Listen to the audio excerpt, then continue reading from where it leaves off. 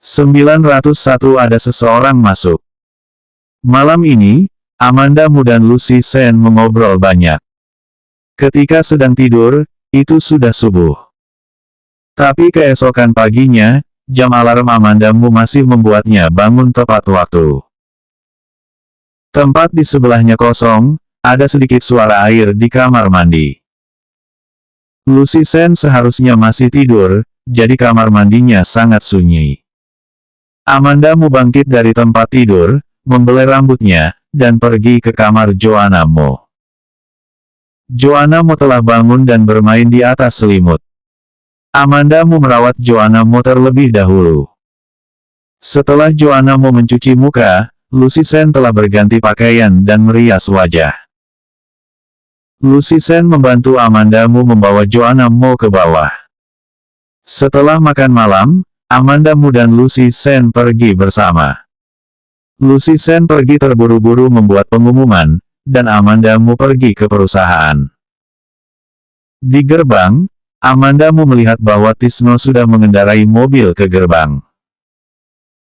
Amanda Mu tahu pagi-pagi bahwa penampilan Tisno tidak bisa hanya dipercayakan oleh Ricky Mo untuk membantunya memindahkan barang-barang. Seharusnya untuk melindunginya. Dan manajer Lucy Sen juga melaju. Aku pergi sekarang. Lucy Sen melangkah masuk ke mobil dengan satu kaki dan menatap Amanda Mu kembali. Amanda Mu melambai padanya, "Yah, hati-hati di jalan." Lucy Sen mengangguk dan masuk ke mobil dan pergi. Menyaksikan mobil Lucy Sen menghilang, Amanda Mu masuk ke mobil Tisno. "Dengan apa Ricky Mo mengancammu?" Amanda Mu duduk di barisan belakang, matanya menatap wajah samping Tisno. Nada setengah serius dan setengah bercanda. Setelah mengenal Tisno begitu lama, meskipun Tisno pemarah, dia bukan orang yang sulit berhubungan. Mengetahui hal ini, Amanda Mu berani berbicara dengannya seperti ini. Tisno melaju ke depan dan menjawab, "Ini kerjasama." Ketika Amanda Mu mendengar kata-kata itu, dia tersenyum dan tidak mengatakan apa-apa. Amanda Mu merasa bahwa bahkan jika dia hidup 10 kali seumur hidup, dia belum tentu memiliki otak Ricky Mo. Amanda Mu bertemu Donisi di pintu perusahaan Mo. "Direktur Mo." Donisi sedikit mengangguk. Amanda Mu berjalan langsung ke pintu masuk lift, "Biarkan orang yang bertanggung jawab atas pembelian perusahaanmu datang ke kantor aku nanti, aku ingin memeriksa perkembangannya." Tisno mengikuti di belakang mereka, berjalan nyaris tanpa suara. Sampai di lantai atas, Donisi pergi ke kantornya sendiri, dan kemudian melakukan apa yang diperintahkan Amanda Mu. Dan Amanda Mu membawa Tisno ke kantor direktur. Amanda Mu memimpin, dan setelah hanya 2 langkah, dia mendengar suara Tisno di belakangnya, "Tunggu." "Ada apa?" Amanda Mu bertanya balik. Tatapan Tisno menatap lekat-lekat ke arah ruang tunggu. Amanda Mu mengerti apa yang akan terjadi, dan berdiri di dekat pintu tanpa bergerak. Detik berikutnya, Tisno berkata dengan sungguh-sungguh, "Keluar sendiri, lebih baik aku akan masuk dan mengundangmu." "Apakah ada seseorang di ruang tunggu?" Amanda Mu memandang pintu ruang tunggu dengan hati-hati, hanya untuk menemukan bahwa pintu itu tersembunyi dan tidak ditutup. Jika dia tidak membawa Joanna Mo ke perusahaan, dia jarang menggunakan ruang tunggu. Dia tidak menggunakan ruang tunggu, dan pada dasarnya selalu menutup pintu ruang tunggu. Pada saat ini, pintu ruang tunggu itu terbuka sedikit, yang cukup untuk menunjukkan bahwa seseorang telah memasuki ruang tunggu sekarang. Ketika mereka merasakan bahwa Amanda Mu dan Tisno datang, mereka bersembunyi di ruang tunggu. Pintu ruang tunggu sudah terlambat untuk ditutup, jadi hanya bisa bersembunyi. Jika menutupnya dengan keras, itu akan membuat suara untuk menarik perhatian Amanda Mu. Tetapi orang yang menyelinap masuk tak terhitung, dan dia tidak menghitung bahwa Tisno akan datang dengan Amanda Mu. Jika hanya ada Amandamu sendiri, dia pasti tidak akan memperhatikan bahwa pintu ruang tunggu tidak tertutup, apalagi tahu bahwa seseorang telah masuk. 902 itulah yang membuat Ricky Mo berhutang padaku. Setelah beberapa detik, pintu ruang tunggu dibuka dari dalam. Wajah Amandamu sedikit berubah ketika dia melihat wajah yang sudah dikenalnya. Kenzo Lee, bagaimana kamu bisa masuk? Perusahaanmu biasanya tidak bisa dimasuki oleh orang-orang biasa. Dan dia langsung pergi ke kantornya. Kenzo Lee sedikit lebih kuyu daripada terakhir kali Amandamu melihatnya. Matanya suram, dengan sedikit kelelahan di antara kedua alisnya. Tidak lagi kelembutan penyamaran sebelumnya. Amandamu percaya bahwa ini adalah wajah asli Kenzo Lee. Mata Kenzo Lee jatuh pada Tisno, dan dia berkata dengan dingin, sudah cari pengawal rupanya. Tisno kenal Kenzo Lee. Tanpa menunggu Amandamu berbicara, Tisno melangkah maju dan menyerang dengan cepat dan akurat. Amandamu tidak menyangka Tisno menyerang tiba-tiba. Pada saat ini, Donishi baru saja masuk dari luar dengan membawa dokumen itu. Donishi masuk dan melihat situasi di dalam. Amandamu sudah bereaksi dan berkata kepada Donishi, panggil penjaga keamanan untuk datang. Meskipun dia percaya bahwa Tisno bisa mengalahkan Kenzo Lee, dia masih meminta penjaga keamanan untuk datang agar lebih aman. Donishi berbalik untuk memanggil penjaga keamanan. Dan Tisno dengan cepat mengalahkan Kenzo Lee.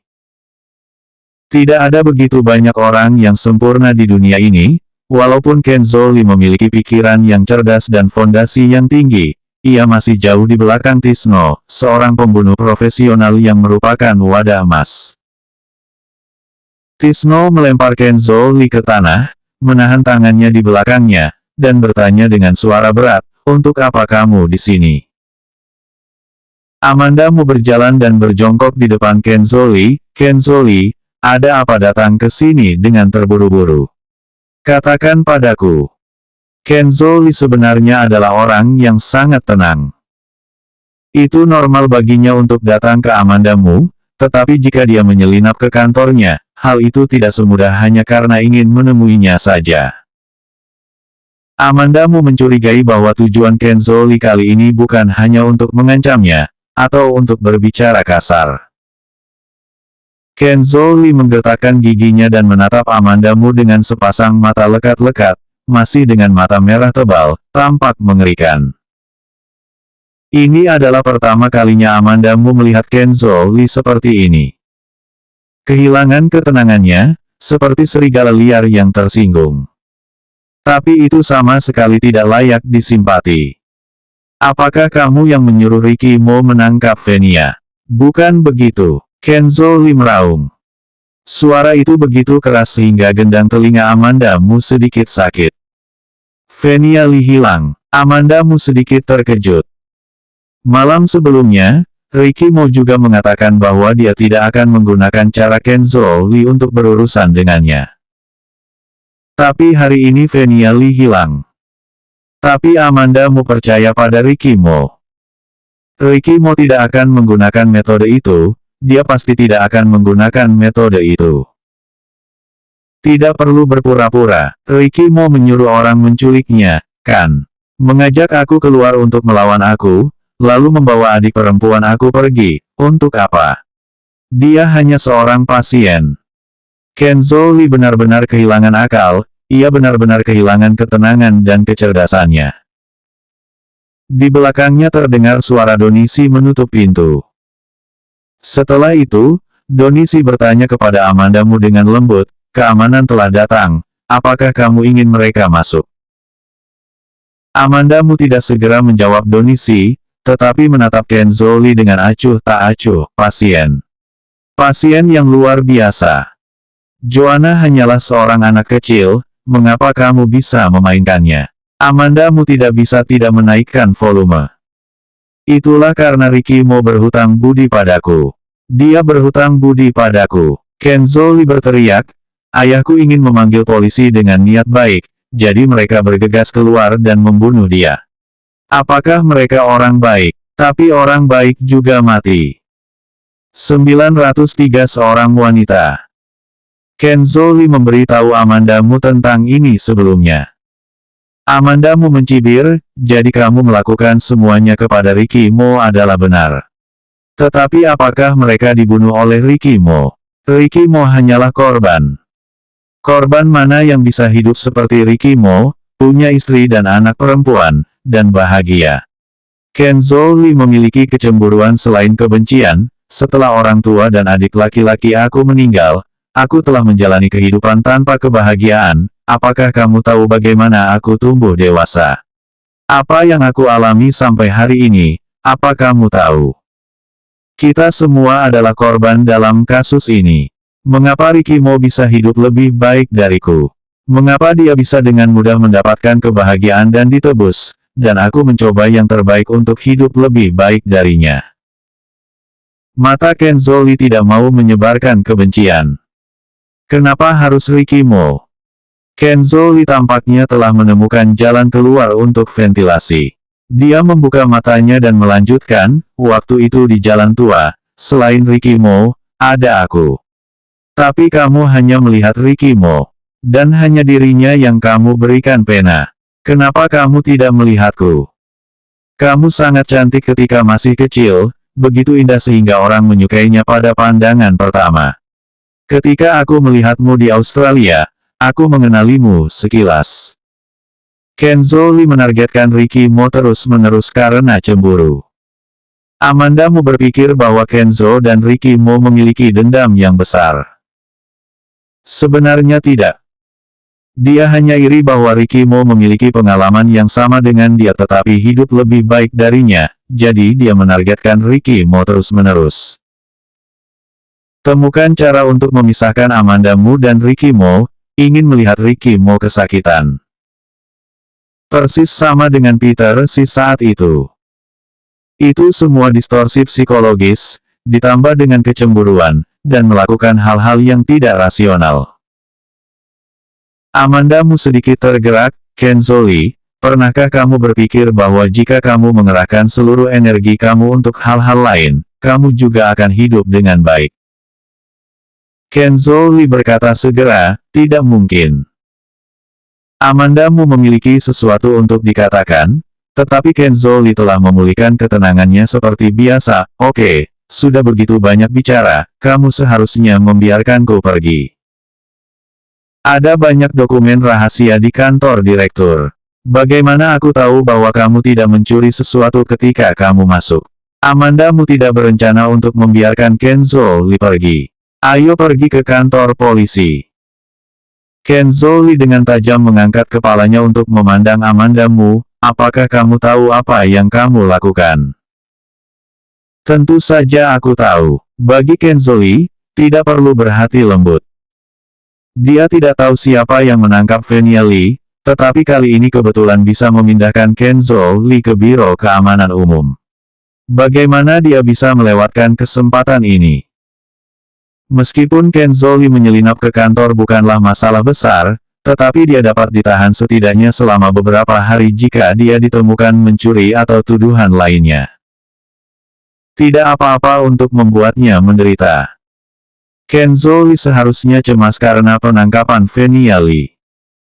Dia pikir itu Ricky Mo yang melakukannya, jadi dia menyelinap ke kantor Amandamu dan ingin menangkap Amandamu dan mengancam Ricky Mo. Kenzo Lee dibawa pergi oleh polisi. Namun, perilakunya bukan kejahatan, jadi dia berakhir di penahanan administratif selama 1 minggu. Amandamu sangat puas dengan hasil ini. Jika Kenzo Lee bisa tinggal di sana selama beberapa hari, itu akan memberi Ricky Mo lebih banyak waktu untuk menangani berbagai hal. Tetapi kenyataannya adalah, Kenzo Lee masuk dengan kaki depannya, dan kaki belakangnya dibebaskan dengan jaminan. Tisno memberitahunya berita ini. Amandamu bertanya, siapa yang menyelamatkannya? Tisno, seorang wanita. 904 ternyata dia. Seorang wanita. Amandamu dengan cepat ingat siapa wanita itu. Itu adalah tangan kanan Kenzo Lee, Anik. Dia adalah orang kepercayaan Kenzo Lee, dan memiliki wajah polos tanpa kekuatan ofensif. Tetapi pada kenyataannya, dia adalah karakter yang kejam yang tidak kalah dari Kenzo Lee. Amandamu meletakkan dokumen di tangannya dan memandang Tisno. Dia adalah tangan kanan Kenzo Lee, bernama Anik. Tisno tampaknya tidak tertarik pada apapun tentang Kenzo Lee, tetapi hanya mengangguk dan tidak berbicara. Pada sore hari, Amandamu menerima telepon dari Eriko Sie. Terakhir kali aku melihat Eriko Sie, dia bertemu dengan Ricky Mo. Dia tahu bahwa Ricky Mo akan mengurus hal semacam ini, jadi dia pergi saat itu. Apa yang mereka berdua katakan kemudian, Amandamu tidak tahu. Mari kita makan bersama malam ini, ada sesuatu yang ingin kukatakan padamu. Amandamu berpikir bahwa Joanna Mo masih di rumah, jadi dia dengan bijaksana menolak, aku tidak bisa meninggalkan Joanna sendirian di rumah. Kamu bisa membawa Joanna. Eriko Sie juga sangat suka Joanna Mo. Amandamu berkata, terlalu jauh, tidak terlalu nyaman. Lingkungan Villa Ricky Mo tenang, karena lingkungannya sangat bagus dan layak huni, lokasinya tentu saja tidak terlalu makmur. Eriko Sie berkata dengan ragu, jauh. Eriko Sie dengan tulus, Amandamu tidak punya pilihan selain berkata jujur, aku tidak tinggal di apartemen untuk saat ini. Lalu kemana kamu pergi? Kamu, Eriko Sie terdiam sesaat, seolah dia mengerti sesuatu. Amandamu terdiam sesaat, jika kamu punya waktu sekarang, aku akan mengundang kamu untuk minum kopi. Eriko Sie sangat sederhana, oke. Amandamu mengakhiri pertemuan dan membawa Tisno keluar untuk bertemu Eriko Sie. Tisno adalah pengawal yang sangat profesional dan jarang berbicara. Amandamu membawanya keluar dan mudah untuk mengabaikan bahwa ada orang seperti itu. Eriko Sie datang sebelum dia. Begitu Amandamu masuk, dia melihat Eriko Sie melambai padanya lagi. Amandamu, di sini. Setelah Amandamu berjalan dan duduk, dia memesan secangkir kopi. Apa yang ingin kamu katakan padaku? Dia mengangkat matanya ke arah yang berlawanan, Eriko Sie, langsung ke intinya. Eriko Sie memandang Amandamu, selalu merasa bahwa dia tampak berbeda. Amandamu meneguk segelas air, dan bertanya pada Eriko Sie dengan heran, mengapa terus menatapku? Aku selalu berpikir kamu berbeda dari terakhir kali aku melihat kamu. Eriko Sie tertawa rendah, dengan pandangan tidak jelas, apakah itu karena Ricky Mo? Hah, Amandamu sebenarnya tidak mengerti apa yang dia maksud. Bukan apa-apa, mari kita bicara tentang bisnis. Eriko Sie mempersempit ekspresinya dan berkata, apakah kamu tahu bahwa Kenzo Lee memiliki adik perempuan? Amandamu mengerti semuanya sekaligus dan bertanya kepadanya, Venia Lee ditangkap olehmu. Amandamu berpikir sebelumnya bahwa itu tidak mungkin dilakukan oleh Ricky Mo. Keberadaan Eriko Sie tidak menentu baru-baru ini, dan dia tidak bisa mengingat untuk sementara waktu bahwa ada juga Eriko Sie. Ternyata dia yang melakukannya.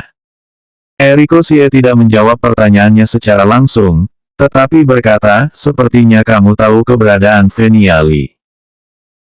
Aku tahu, aku pernah melihatnya. Amandamu juga tidak menyangkal. Kenzo Lee baik kepada Venia Lee, dia sepertinya IQ tidak lebih dari 8 tahun dan seperti orang yang terbelakang mental.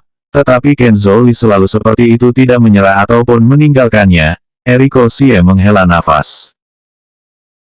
Amandamu tiba-tiba mengangkat kepalanya dan bertanya, Venia Lee sudah sadar. Apa maksudmu? Eriko Sie memandang Amandamu dengan kosong. Amandamu menjelaskan kepadanya, Venia Lee terluka ketika dia masih kecil dan belum sadar. 905 anak cacat mental. Eriko Xie mengangguk, tidak heran dia terlihat begitu bodoh, tetapi dia memiliki kulit yang bagus, tidak seperti vegetatif yang baru saja bangun. Eriko Xie tampaknya tertarik, dan mengobrol dengan Amanda Mu tentang Venia Li. Gula dan garam tidak bisa dibedakan, dia terlihat seperti gadis besar, tapi dia sebenarnya anak kecil. Amanda Mu mendengarkan diam-diam. Jika hal-hal itu tidak terjadi, Venia Li harus dapat hidup normal. Alih-alih tidur selama lebih dari 10 tahun, setelah bangun, ia tidak sesuai dengan dunia ini. Namun, itu adalah kesalahan ayah Ricky Mo untuk kembali ke sumbernya. Nasib Herman Mo dan Gracia Mo menyebabkan tragedi yang terjadi kemudian. Ada serangkaian reaksi sepele, dan sampai bertahun-tahun kemudian, Ricky Mo dan Kenzo Li masih terpengaruh oleh peristiwa tahun itu. Amanda Mu memiliki perasaan campur aduk di hatinya. Pada akhirnya, dia hanya berkata kepada Eriko Xie, jangan sakiti Venia Li. Apakah kamu pikir aku Kenzo Li? Venia Li seperti anak cacat mental. Apakah aku akan membunuhnya? Eriko Xie tiba-tiba berhenti dan berkata, ini tidak benar. Jika Kenzo Li benar akan mengaku telah membunuh ayahku, aku tidak akan sungkan kepada Venia Li. Kamu. Amanda Mu ingin mengatakan sesuatu, tetapi terganggu oleh Eriko Xie, aku tidak punya teman di negara ini, aku meminta kamu keluar hanya untuk berbagi ini denganmu, aku akan segera membawa Kenzo Li ke pengadilan. Tanpa memberi Amanda Mu kesempatan untuk berbicara, ia melanjutkan, khawatir jika Joanna ada di rumah sendirian, pulanglah lebih awal. Perubahan Eriko Xie selama ini jelas.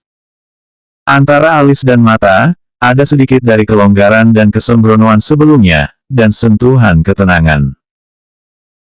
Menyelidiki kasus Dodi Xie juga membuat Eriko Xie lebih dewasa dan stabil. Oke, aku akan pulang dulu, dan aku akan membawa Joanna untuk menemuimu ketika aku punya waktu. Dia berbicara tentangmu sebelumnya. Amanda Mu tidak sungkan, dan berdiri ketika dia berbicara. Eriko Xie tersenyum, selamat tinggal. Amanda Mu berbalik dan berjalan keluar.